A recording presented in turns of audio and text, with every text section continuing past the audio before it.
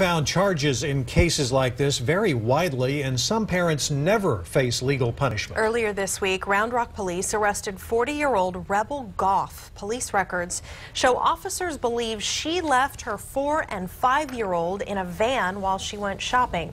KXAN investigator Kevin Schwaller spoke with Gough's husband today. Kevin, how are those kids doing? Yeah, her husband says they're doing fine and staying with a grandparent right now. Court documents show Gough told police she left the kids in the car for about 10 minutes. Investigators checked surveillance video and found she went into the store about 40 minutes before coming back to the car. Now today we went out to where this happened outside the Michaels in Round Rock off I-35. Austin can be brutal with the weather. Marcia Edwards makes sure her son Ethan doesn't leave her side when she goes shopping. So it's important for me to stay with him. He's a miracle to my family. He's a miracle to me. This is the same spot where police believe another mom left 2 kids in a van. It was about 8 o'clock at night and nearly 94 degrees out. Police documents show an officer got here and found 2 kids in the van. It was still running. Keys in the ignition. Hot air was coming out of the vents, and the sliding door windows were halfway down.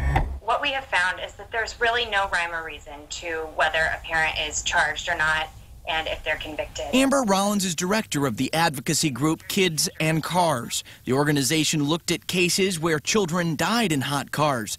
They found someone is convicted of a crime in just 30% of the cases considered accidental, and Amber says often it is an accident. Criminalizing that is not going to do anything to prevent it because the parents don't realize that they're doing what they're doing. However, convictions are higher when a parent knowingly leaves a child behind, which is what Gough is accused of.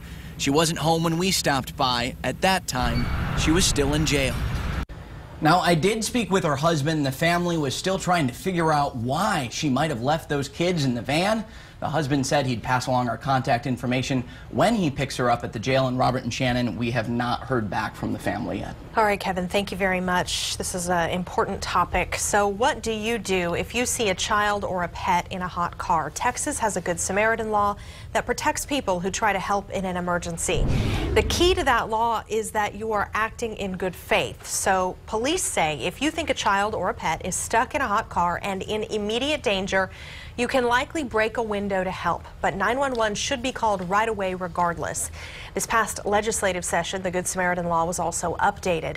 Starting September 1st, volunteers will be protected during training exercises as well as actual emergencies.